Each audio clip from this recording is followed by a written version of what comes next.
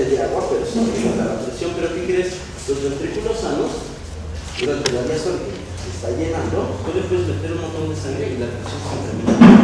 Porque esa es una de las propiedades que tienen las paredes ventriculares en el corazón sano. Sí, me agarro la. Entonces no hay tanta relación con la presión. Vamos a analizar eso. Como que ya agarraron la onda, aunque no estoy bien, y como que la precaria tiene que ver con el lado nebulosamente. Y sí es correcto eso, pero no se puede poner nada más ese concepto. ¿Se acuerdan ustedes? Fíjense bien. Voy a poner una gráfica que vimos en el primer parcial del músculo esquelético, porque parece que les platique los conceptos de precario y posterior que son los son conceptos que se establecieron en el siglo XIX. Entonces el corazón se analizaba como si fuera la primera propiedad del músculo esquelético, que sí las tiene. ¿Se acuerdan de una gráfica donde que vienen todos los libros, en donde se grafica tensión contra la longitud del músculo antes de la vibración? ¿Se acuerdan de eso? ¿Se acuerdan o no se acuerdan? Y si no se acuerdan, lo recuerdo. ¿Por qué a una persona?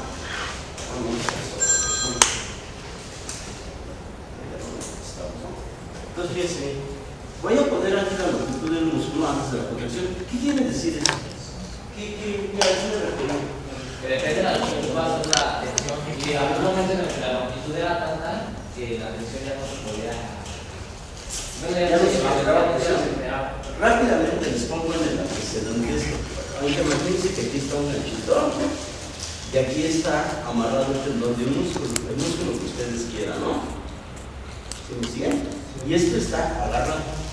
Este músculo no se puede, cuando se genera una contracción, no puede disminuir su longitud.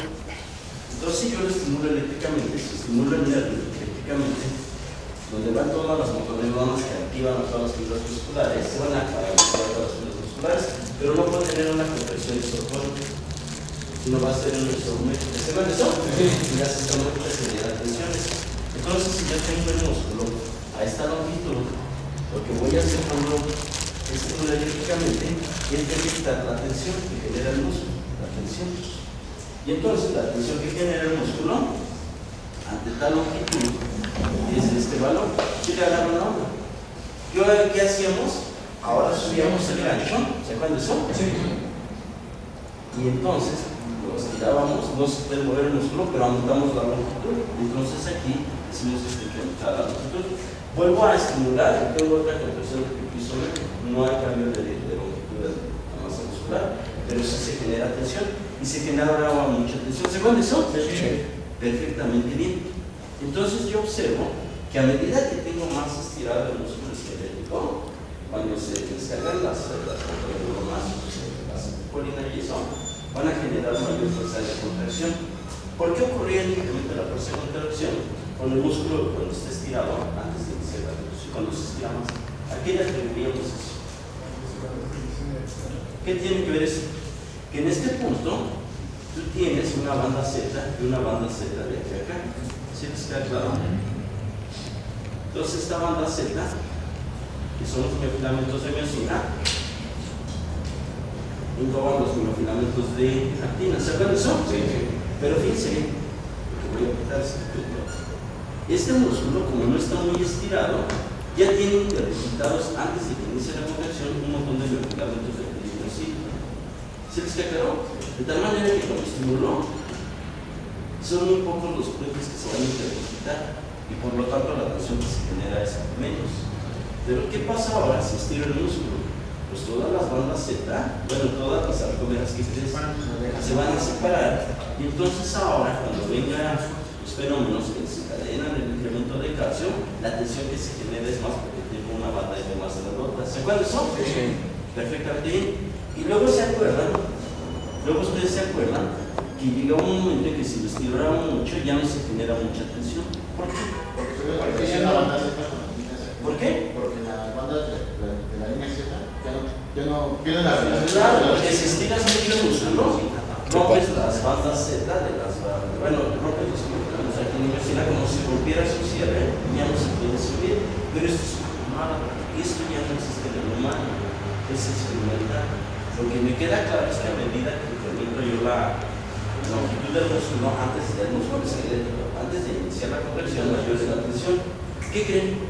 El músculo cardíaco es absolutamente igual que el músculo esquelético y que se comporta igual, pero la diferencia que es que en lugar de estar así con este tipo de fascículos, está enrollado como un queso Oaxaca. ¿Sí le agarran la mano? Es así. Entonces imagínate ahora que llegue un montón de sangre. ¿Sí les queda claro? Sí.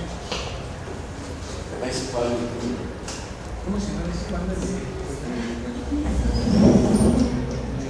Vale, claro, no vale, claro. También no estaba. Y también seguro que estaban de verdad. No tienen química, no van a tomar clase de física. No. ¿Por qué llegan tarde? Oye, pues qué padre, qué buen negocio, ¿no? No tengo bioquímica, no vengo a física. No hiciera yo eso al revés, ¿no? Para reclamar el profesor de bioquímica. Bueno, ¿les queda claro entonces esto? Entonces, fíjense bien, ¿qué es el volumen telediastólico? Exactamente. ¿Cómo defines el volumen telediastólico? Como la cantidad máxima de sangre que recibe el ventriculo. Así de fácil, ¿no? Y se aprenden de memoria la máxima cantidad de sangre que puede dejar un ventrículo durante el llenado ventricular y que puede ser de maneras diferentes. ¿Qué ocurriría con la fuerza de contracción del corazón si yo tengo un volumen telediastólico muy tremendo, mucho? Claro, porque la sangre, ¿qué crees que va a hacer? Va a separar los filamentos de actinina y se va a incrementar automáticamente la fuerza de contracción. ¿Y qué pasaría si tuviera un volumen telediastólico muy pequeño? Exactamente. Entonces, cuando yo hablo de precarga cardíaca, lo que voy a conceptualizar siempre de esta que me aunque sea genética por un carbón, es el volumen telediastólico que determina la precarga. Porque a mayor volumen telediastólico, ¿qué le pasa a la precarga? Sí. Bueno, la precarga, lo digo al revés mejor.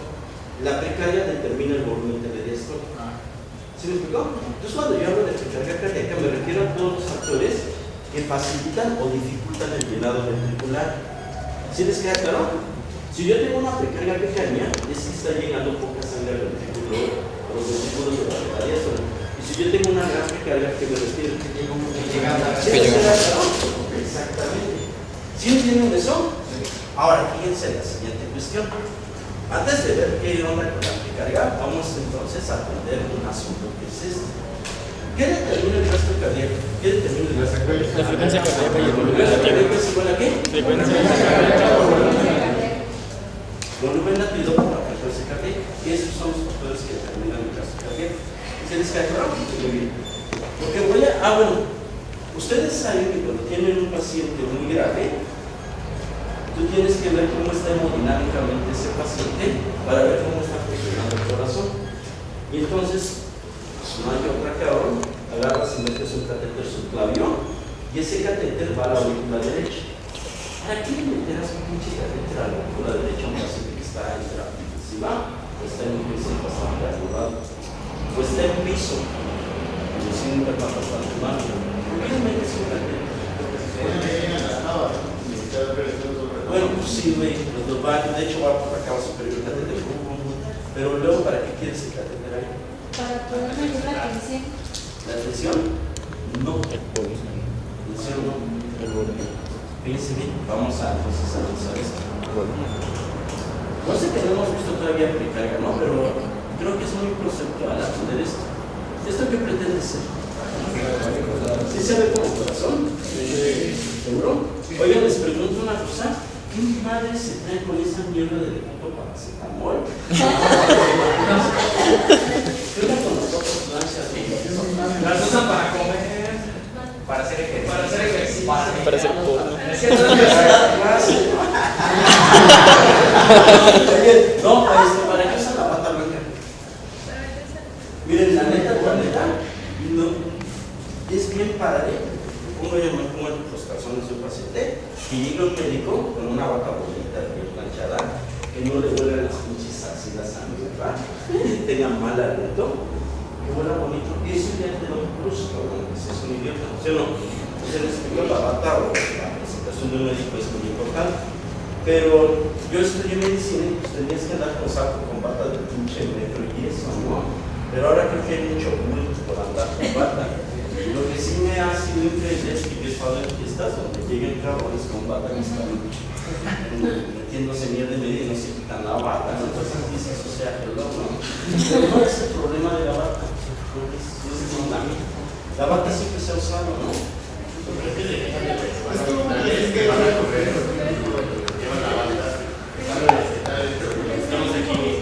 Pero en el hospital, cabrón, si no tienes un currículum, no tienes un nombre, te quitas la bata, la dejas ahí más. Te la roban, cabrón, o sea, no entiendo, no sé.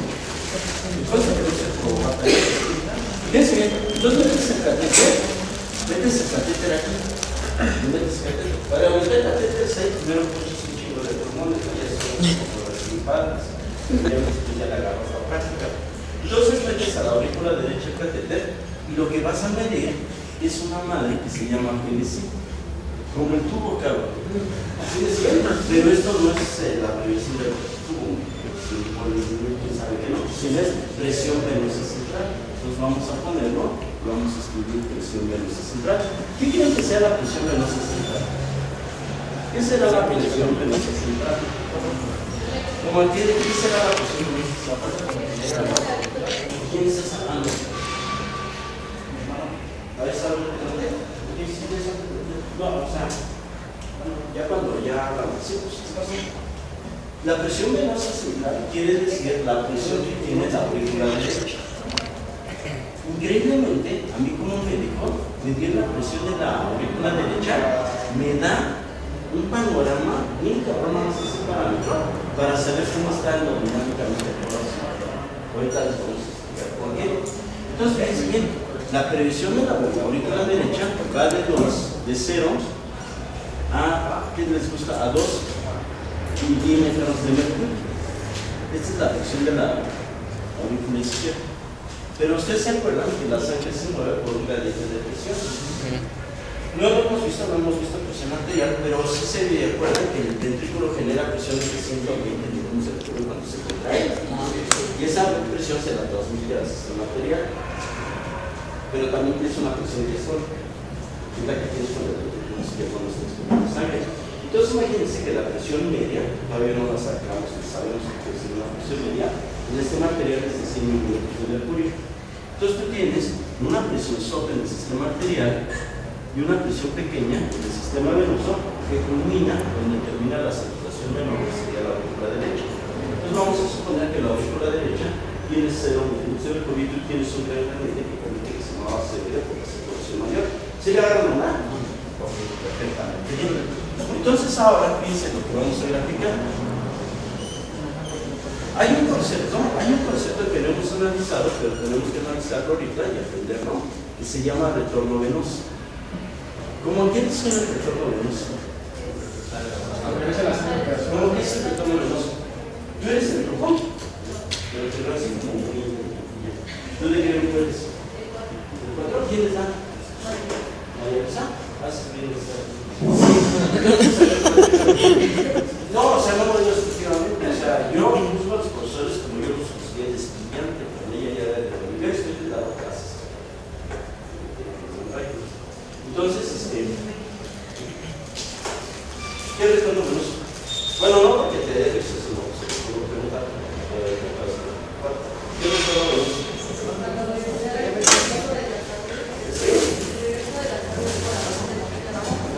Pero cuando dices corazón, ¿a qué te refieres?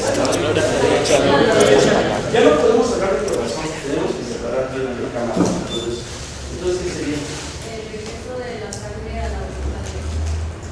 Exactamente, el retorno venoso de que hasta que se muera es la cantidad de sangre que arriba por minuto a la aurícula derecha. ¿Sí me sigue? Sí. Fíjense bien, en un individuo normal, la misma cantidad que expele el ventrículo izquierdo es la misma que debe llegar en un minuto a dónde. En un individuo normal, el gasto cardíaco debe ser igual al retorno venoso. ¿Sí les queda clara la idea? ¿Sí entienden eso? ¿Sí les sigue? Ahora fíjense bien, pues ahí está ya la gráfica. Lo que voy a graficar ahora es el gasto cardíaco. Y lo que voy a, fíjense bien, lo que voy a graficar ahora es la PVC. ¿Qué es la PVC? Presión. ¿Qué quiere decir eso? La presión que tiene el edificio.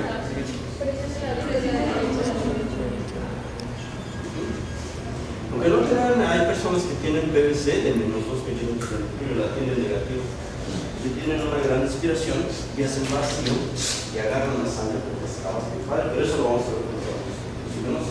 Entonces, fíjense, ¿de cuánto es el valor del gasto cardíaco en un individuo normal de reposo? 5 litros por minuto. Entonces vamos a poner aquí 5 litros. Esto, lo que estamos platicando aquí es gasto cardíaco en litros por minuto. Bueno, entonces cuando yo tengo una presión, cuando tengo un gasto cardíaco, la presión en la aurícula derecha, ¿de cuánto será? De 0 milímetros de mercurio.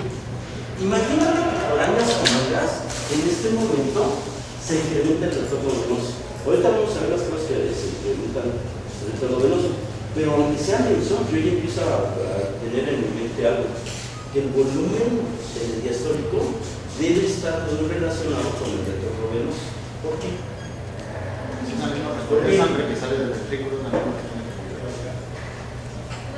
Sí, pero tú y yo lo estás pensando de aquí para allá, pero fíjate bien, nosotros estamos de aquí para acá. O sea, de la sangre que llega a la aurícula derecha, llega a la aurícula izquierda.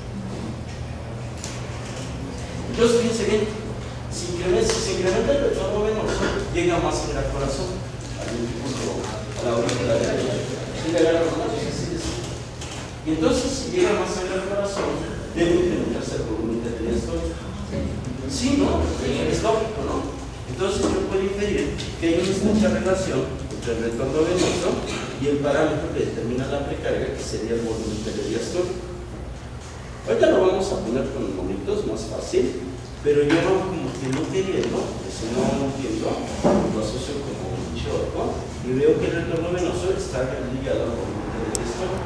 Si disminuye el retorno venoso, ¿qué le pasa al volumen de diastólico? Si aumenta el retorno venoso, Aumenta. A ver, en un momento más vamos a ver las causas que determinan que se incremente el retorno venoso y se modifique el volumen del diastólico. ¿Sí? Pero lo que estamos viendo ahorita es una curva de la presión venosa central, de la presión venosa central con el gasto cardíaco. Imagínense que en este momento, en lugar de tener un retorno venoso de 5 litros por minuto, me pongo a hacer ejercicio y se incrementa el retorno venoso a 10 litros por minuto. ¿Sí me agarran onda? Y entonces ahora, en un corazón normal, si llegan 10 litros de retorno venoso, ¿de cuánto debe ser el gasto cardíaco? ¿Sí le agarran onda? Porque tú puedes tener, fíjense, un retorno venoso de este valor y un gasto cardíaco de este valor. Puedes tener un incremento del retorno venoso y automáticamente el gasto cardíaco, ¿qué crees que le pasa? Se incrementa. Pero ¿por qué se está incrementando el gasto cardíaco? Se aumenta el retorno venoso. Estoy aumentando la precarga y eso ¿qué pasa? ¿Qué le pasa a las interpretaciones de las fibras cardíacas? Se están disminuyendo. ¿Sí me siguen? ¿Y cómo va a estar ahora el volumen latido? Mayor. Entonces el gasto cardíaco se va a incrementar porque se incrementa el volumen latido por la misma distensión que hace el aumento del volumen de sangre dentro de los ventrículos. ¿Sí le agarran, verdad? ¿Sí entienden lo que estoy diciendo? ¿No entienden? ¿Sí le entiendes? Seguramente. Se lo conste. ¿Sí le entiendes? ¿Sí? Más sangre, más gasto cardíaco. Y fíjense bien, ¿en qué años se hizo el primer trasplante del corazón? ¿En qué años se hizo el primer trasplante del corazón? ¿En los 80, no? No. En los 60 y se hizo en un país más jodido. Bueno, sí, más anulado pues, fue Sudáfrica. Hizo el doctor Christian Barnett en el 67, en diciembre del 67. Entonces, fíjense bien, en un trasplante de corazón rompes los valvos, rompes la inervación simpática. ¿Y sabes cuándo vuelve a haber inervación simpática y parasimpática? Jamás, porque no existe la tecnología en este momento para reparar axones. ¿Me siguen? Se muere la neurona al romper el axón. Está mal, como no es que quede ahí. Entonces, ese corazón de esos trasplantados o de los trasplantados queda sin control simpático. ¿Me siguen? No lo vamos a ver todavía, pero que créanme que si yo hago ejercicio, automáticamente, al hacer esto, estoy incremento mi retorno venoso. Luego vamos a ver por qué el movimiento incrementa el retorno venoso. Pero créanme que cuando una persona hace ejercicio, aumenta el retorno venoso. Y al incrementarse el retorno venoso, si el corazón está normal, ¿qué le pasa al gasto cardíaco? Aumenta. ¿Sí le agarran, verdad? Sí. Perfectamente. Y ese mecanismo, en donde tú le metes mucha sangre al ventrículo izquierdo o derecho, donde te llena el ventricular, y ese ventrículo aumenta su fuerza de contracción, se llama mecanismo de Frankenstein. Porque ese fenómeno lo analizaron en 1890 dos fisiólogos alemanes. Y observaron que la fuerza, estas gráficas que estoy enseñando, las hicieron ellos hace más de 100 años, más de 120 años. ¿Se les queda claro? Entonces observaron esto. Si yo incremento el retorno venoso, aumenta el gasto cardíaco, porque se extienden se aumenta la longitud de la banda Z. Pero fíjate bien, ¿qué le pasará ahora al gasto cardíaco si me pongo a hacer ejercicio? Aumenta el retorno venoso automáticamente, llega más sangre a la aurícula derecha, porque aumenta el retorno venoso y ahora aumenta el gasto cardíaco. ¿Qué le pasará a la presión en la aurícula derecha? Aumenta. ¿Qué va a pasar? Fíjense bien, si en lugar de 5 litros por minuto llegan 10 litros por minuto. No sé qué piensan. ¿Qué crees? Se aumenta el volumen de la frecuencia. Uno puede pensar lo que quiera, ¿no? Pero estos cuates hicieron el experimento científico. Se le agarran onda y la gráfica está en sus libros. Entonces, si tú lees libros, ya vas a hacer experimentos, y esas gráficas ya las hicieron en un mercado, les contaron toda su vida. Entonces, pues, dedicaron toda su vida para hacer esta gráfica. Y ellos observaron que increíblemente, si aumentas el gasto cardíaco, si aumentas el retorno venoso, aumentas el gasto cardíaco, pero ¿qué crees que le pasa a la PBC? Se mantiene normal. Pero es una paradoja porque le estás metiendo un montón de sangre a la aurícula derecha y deberías incrementar la presión. Ahora vemos que las aurículas no son muy sensibles. ¿Sí se conoce? Ahora, si haces mucho ejercicio, puedes aumentar el gasto cardíaco hasta 15 litros. Para no hacer tan poco esto, hay personas que pueden incrementar su gasto cardíaco hasta 30 litros por minuto durante el ejercicio. Pero esto es hacer ejercicio extraordinario. Y entonces, ¿qué crees que pasa? Salud. ¿Qué crees que pasa con la presión venosa central? Se mantiene. La presión venosa central en un corazón sano no se incrementa. Pero la pregunta es esta: ¿por qué no se incrementa la presión venosa central si ese pinche de la aurícula derecha, en lugar de 5 litros, están llegando a 25? No será por el principio que dijo de la sangre que cuando llega al ventrículo incrementa su energía. No sé, ¿qué onda? Por una hipertrofia de ventrículos. ¿Eh?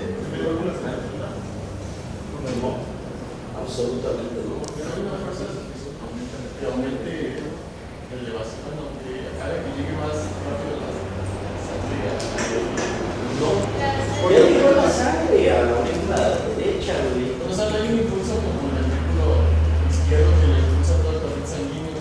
No sé, no. Porque la aurícula. ¿Se agarran la onda?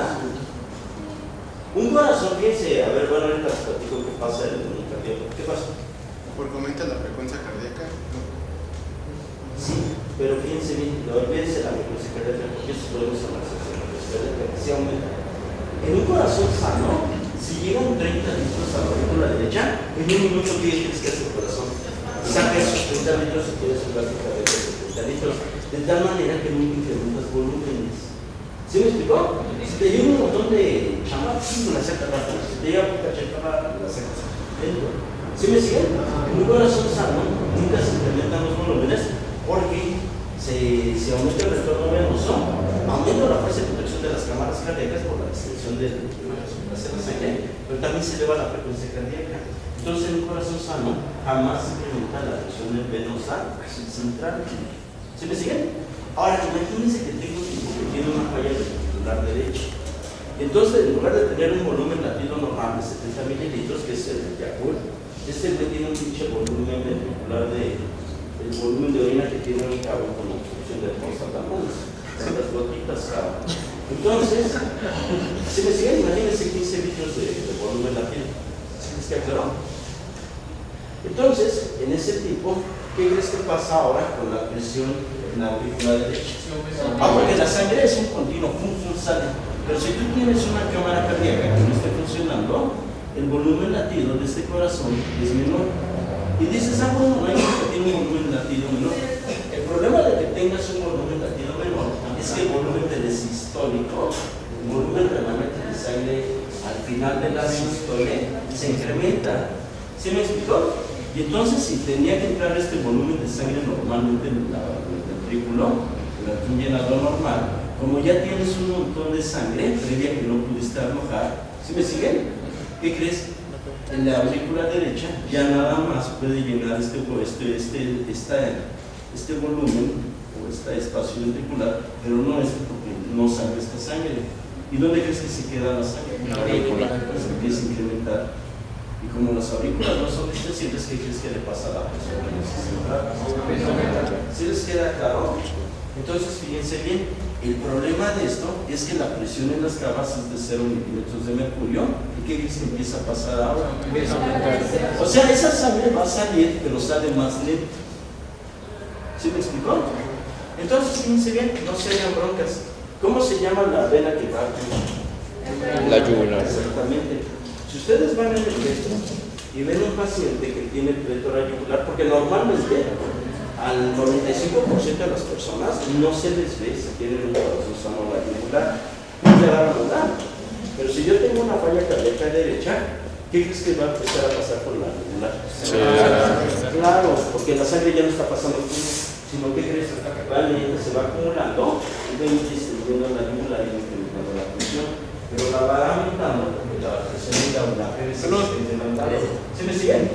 Entonces pueden inferir de así a ojo de buen cubero, con buenos clínicos, qué tan jodido está un paciente viéndole nada más cómo está la pletora yugular. No es lo mismo un tipo con falla cardíaca que tenga una pletora yugular que nada más le diga esternocleidomastoideo, que a otro que ya le llegó al esternocleidomastoideo, que a otro que ya rebasó el esternocleidomastoideo. ¿Sí me siguen? Son parámetros científicos para determinar el grado de insuficiencia cardíaca. ¿Sí le agarran onda? Sí. Bueno, pero en condiciones normales se incrementa la PVC durante el incremento del retorno venoso. No, absolutamente no.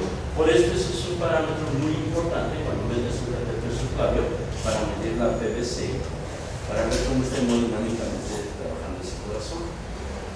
¿Sí le agarran onda? Bueno, entonces vamos a borrar esto y vamos a analizar qué fenómenos aumentan la posibilidad en la precarga, que están íntimamente ligados con el retorno venoso. Aumenta el retorno venoso, ¿qué le pasa a la precarga? Claro, y si falla el retorno venoso, ¿qué le pasa? Disminuye perfectamente bien. Entonces, fíjense bien, vamos a ver factores, vamos a poner aquí en la precarga, factores que modifican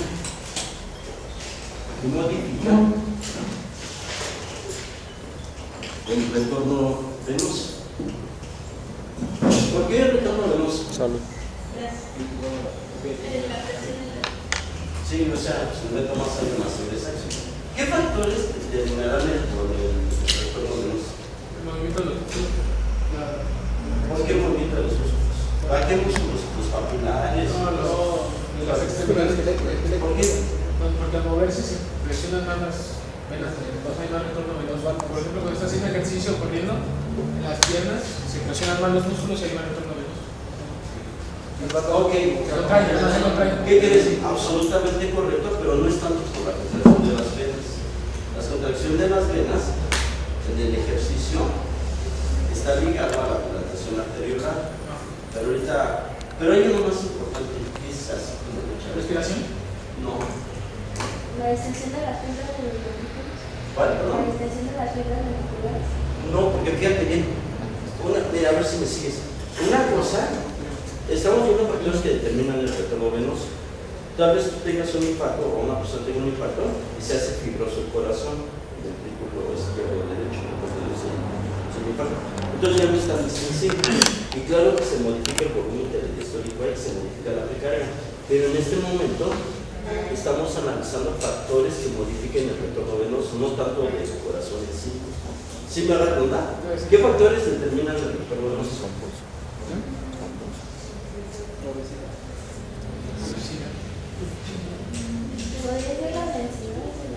Absolutamente no.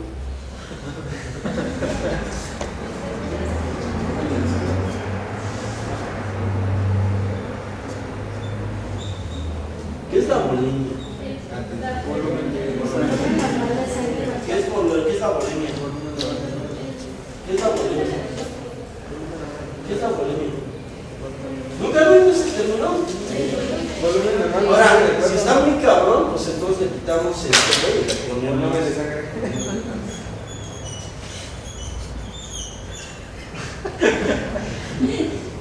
volumen de sangre, volumen de sangre, volumen de sangre, volumen de sangre, volumen de sangre, volumen de sangre. En México, la primera causa de muerte ¿cuál será ahora?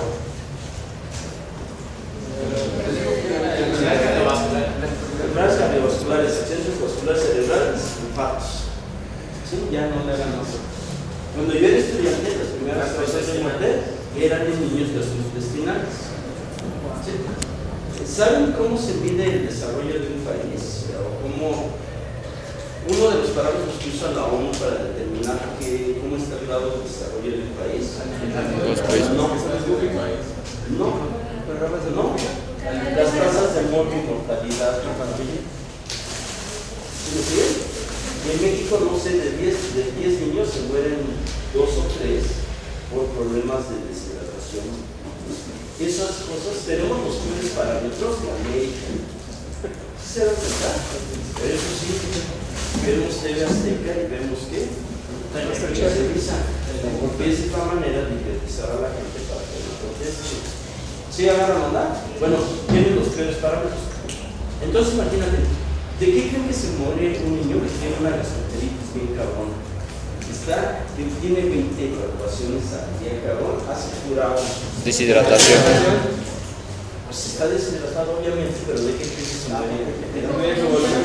Se muere de falla cardíaca por precarga. Se muere de falla cardíaca por precarga. Esa es la causa de la muerte, cabrón. ¿Pero por qué falla cardíaca por precarga? Porque se modifica el volumen de Porque sangre. ha disminuido tanto el pinche volumen de la sangre, porque toda se fue a drenaje, cabrón. ¿Qué crees que pasa ahora con el volumen del electrónico? Es una mierda y ya no tienes una deficiencia de gasto cardíaco porque es un volumen pequeño. ¿Sí le agarran onda? Sí. Por eso se muere falla cardíaca por precarga. Esa es la causa de la muerte, es lo que nos mata. El corazón ya no se contrae, porque ¿qué crees, güey? Ya no le llega sangre, cabrón. ¿Qué agarran onda? Sí. ¿De qué se mueren los toreros? ¿Dónde les quitan los toros a los toreros? La femoral. ¿De qué crees que se muere un torero? No, de morir. Pero ¿cuál es la causa final de muerte del torero? ¿Qué pasó, compadre? Profesor, buenos días. Dime. Disculpen la interrupción. Nosotros hemos visitado de